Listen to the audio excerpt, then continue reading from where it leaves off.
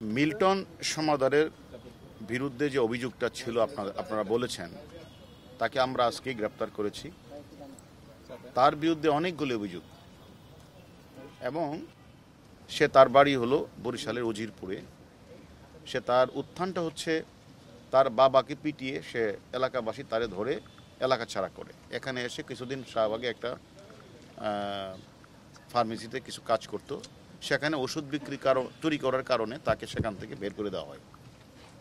এরপরে সে একটা পর্যায়ে কিছু লেখাপড়াও করেন।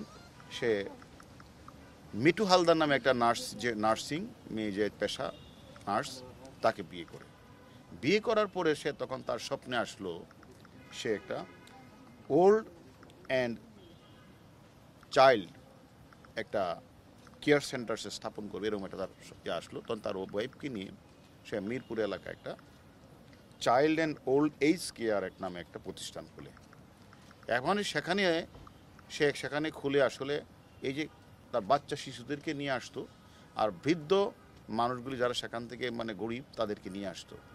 এরকমভাবে আপনারাও দেখেছেন, বিভিন্ন মিডিয়াতেও, সোশ্যাল মিডিয়াতেও ভাইরাল হয়েছে। সেখানে এগুলি সে প্রকাশ হয়েছে এবং সে বলেছে যে আমরা সেখানে অপারেশন থিয়েটার আছে, সেখানে মানুষকে সে বিভিন্ন ধরনের সেবা দেয়। তাহলে অপারেশন থিয়েটার থাকে, হাসপাতাল থাকে, তারও তো লাইসেন্স থাকতে হবে। সে লাইসেন্স নেই। সে বেশিরভাগ কারণে সে রাতে লাশ দাপন করে। তখন তাকে জিজ্ঞাসাবাদ করা হলো যে আপনি রাতে লাশ দাপন করেন কেন? সে বলে যে আসলে না হলে তো মানুষ আমাকে বিভিন্ন প্রশ্ন করে, এটা সে উত্তর দিয়েছে। এবং আশ্রমে বৃদ্ধদের চিকিৎসা দেওয়া হয় না বলে গণমাধ্যমে এসেছে।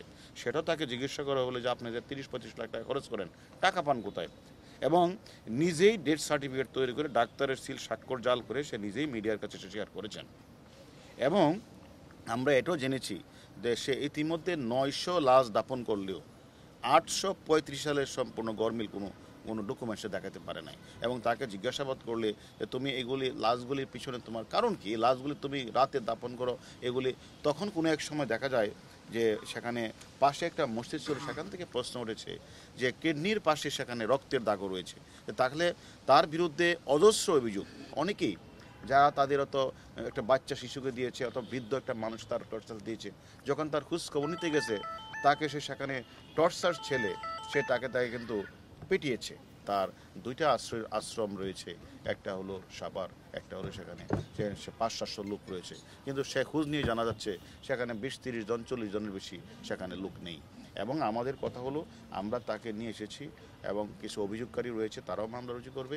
আমরা তাদেরকে রিমান্ডে নিয়ে জিজ্ঞাসাবাদ করব যে কত সংখ্যক মানুষ তার এনে চিকিৎসার জন্য গিয়েছিল, কত সংখ্যক মানুষ মারা গেল, সে কি আসলে এই সকল তার তথাকথিত থিয়েটার ইয়ার নামে সে সেখান থেকে সে যে স্থাপন করেছেন, সেখানে যে তার ভিতরে সে যে অপারেশন থিয়েটার, সে অপারেশন থিয়েটারের মাধ্যমে সে সেখান থেকে কিডনি বিক্রি করেছেন কিনা আপনারা যে অভিযোগটা করেছেন সেটাও আমরা তদন্ত করব। এবং কেন সে নিজে ডেথ সার্টিফিকেট নিজেই স্বাক্ষর দিয়ে তৈরি করেছেন, ডাক্তারের স্বাক্ষর কেন নেন নাই, সেটাও আমরা খুঁজে বের করব। সব কিছু আমরা তদন্ত করে আমরা পরবর্তী পর্যায়ে আপনাদেরকে জানাবো যে আমরা তার বিরুদ্ধে এই অভিযোগগুলি আমরা পেয়েছি।